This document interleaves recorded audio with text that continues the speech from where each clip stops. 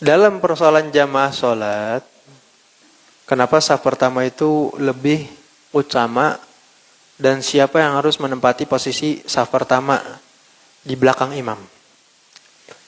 Kalau dalam perspektif ilmu fikih itu dijelaskan bahwa keutamaan saf jamaah itu ya dari jamaah sendiri. Salatul jamaah afdal min salatul fadhi bi 27 darajah. Kata Rasulullah, berjamaah itu lebih mulia 27 derajat daripada salat sendirian. Kemudian saf pertama itu lebih mulia daripada saf-saf terbelakang. Kenapa? Karena sejatinya orang yang terdepan itu berarti dia berusaha untuk apa? Untuk meningkatkan kualitas ibadahnya. Semakin dia getol beribadah, semakin dia lebih dulu datang ke dalam jamaah tersebut, maka lebih mulia.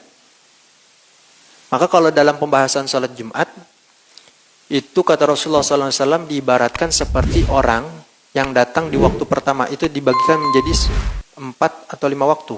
Yang pertama itu dia akan mendapati apa? Telur unta. Emang unta bertelur ya? Ya, kemudian selanjutnya bukan mendapati telur unta, tapi kata Rasulullah itu ibarat seperti dia menyembelih 1 ekor unta.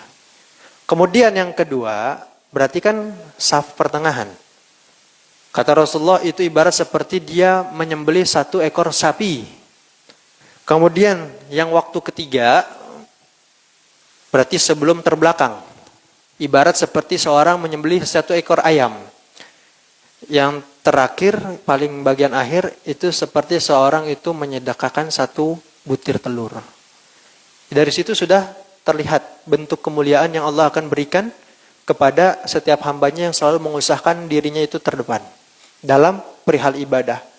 Maka ada timbul salah sebuah kaidah usul fikih yang berbunyi al-itharu fil qurbi makruh wa fi ghairiha mahbub.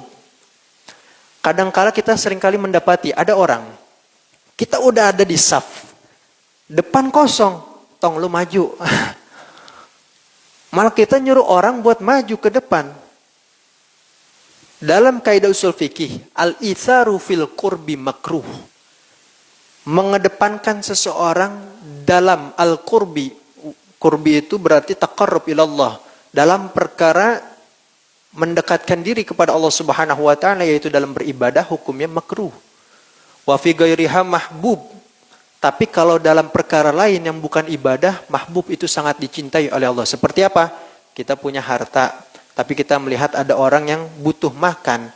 Kita juga butuh makan, kita kasih. Itu mahbub, sangat dicintai oleh Allah Subhanahu wa ta'ala. Dan siapa yang menempati posisi terdepan? Kalau dalam perspektif ilmu fikih disebutkan paling tidak adalah orang-orang yang mampu untuk apa?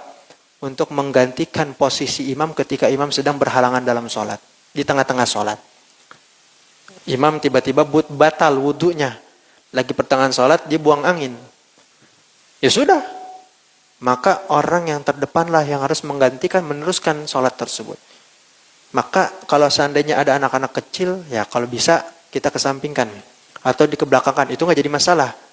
Demi memprioritaskan orang yang lebih mumpuni ketika untuk menggantikan posisi seorang imam. Nah, anak-anak kecil sudah di belakang. Atau misalnya kalau di belakang semua bercanda, ya taruhnya satu-satu di depan, kita selang-seling aja. Ya kurang lebih seperti itu, wallahu a'lam.